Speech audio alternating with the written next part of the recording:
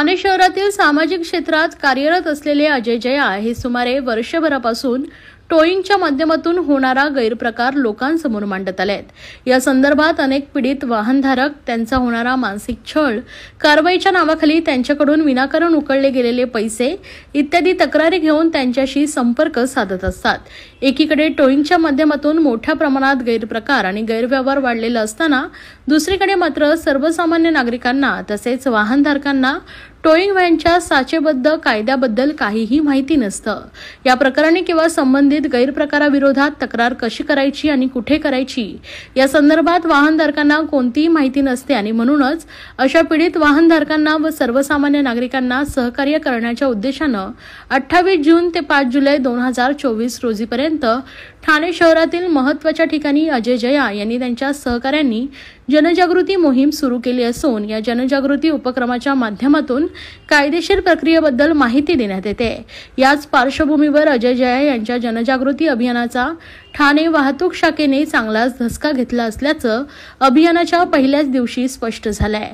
पार्किंगच्या नावाखाली टोईंगद्वारे कारवाई झालेल्या वाहनधारकांकडून बेकायदेशीरपणे वसुली करण्याचा धडाकाच ठाणे वाहतूक शाखेच्या कर्मचाऱ्यांनी सुरू केला होता। याबाबतच्या तक्रारी वाढल्यानंतर अजय जया यांनी माहितीच्या अधिकाऱ्याखाली वाहतूक शाखेच्या भ्रष्ट कारभाराच्या अनेक बाबी चव्हाट्यावर मांडल्या होत्या। मध्यंतरीच्या काळात ठाण्यातील टोईंग कारवाई काही प्रमाणात थंडावली होती, मात्र ती पूर्णपणे थांबली नव्हती। याच अनुषंगाने पीडित वाहनधारकांना व सर्वसामान्य नागरिकांना टोईंग व्हॅनच्या कायद्याबद्दल माहिती असावी, त्याचप्रमाणे संबंधित गैरप्रकाराविरोधात तक्रार कशी आणि कुठे करायची या संदर्भात मार्गदर्शन मिळावं, यासाठी अजय जया आणि त्यांच्या सहकाऱ्यांकडून ही जनजागृती मोहीम सुरू करण्यात आली आहे। सहकारी हे मदत करतील, म्हणजे समजा तुमचा कोणीही चुकून गाडी टो केलं असेल तर तुम्हाला तक्रार कुठे करायचा हे माहित नसेल तर तुम्ही आम्हाला येऊन मदत मागा, आम्ही तुम्हाला फॉर्म देऊ, तिथे तुम्ही तुमची तक्रार द्या। ते तक्रारीसाठी तुम्हाला जे ॲडव्होकेट लागतील किंवा लोक अदालतमध्ये तुम्हाला रिप्रेझेंटेटिव्ह जर लागत असेल तर ते आम्ही अवेलेबल करून देऊ।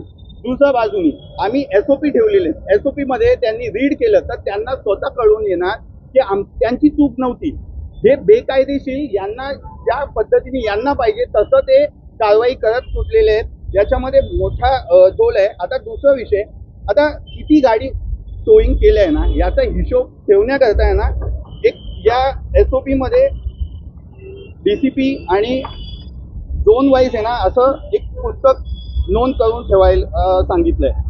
क्रमांक, पावती किती आहे, संख्या किती, या सगळ्या गोष्टी। हे पुस्तक जे आहे हे त्यांनी मेंटेनन्स नाही केलं। ते म्हणतात ना आजकाल डिजिटल आहे म्हणून आम्ही हे मेंटेन करत नाही। अरे SOP मध्ये म्हटलेलं आहे, म्हणजे हे मेंटेन केलं असतं तर हे दिसून आलं असतं की हे लोकांनी किती पैसे खाल्लेत, म्हणून हे गायबच केले त्यांनी। आणि हे वर्षभरापासून आपण यांना पाठपुरावा देतोय पण यांना काही फरक पडत नाही, कारण यांना पैसा हा मोठा पैसा यांच्या घरात जातो। आणि याच्यामध्ये DCP साहेबांना मी आव्हान करतो लीगली की तुम्ही कुठेही पत्रकार परिषद घ्या आणि मला बोलवा, मी एक्सपोज करतो की तुम्ही किती पैसे, तुमच्या यंत्रणामध्ये किती पैशाचा भ्रष्टाचार आहे, तुमचा त्याच्यामध्ये सहभागी आहे की नाही मला माहित नाही, पण एवढं नक्की आहे तुम्हाला या गोष्टी माहिती असताना सुद्धा तुम्ही या गोष्टीला दुर्लक्ष करता, म्हणजे तुमचं इन्व्हॉल्वमेंट आहे असं आम्ही गृहीत धरतो।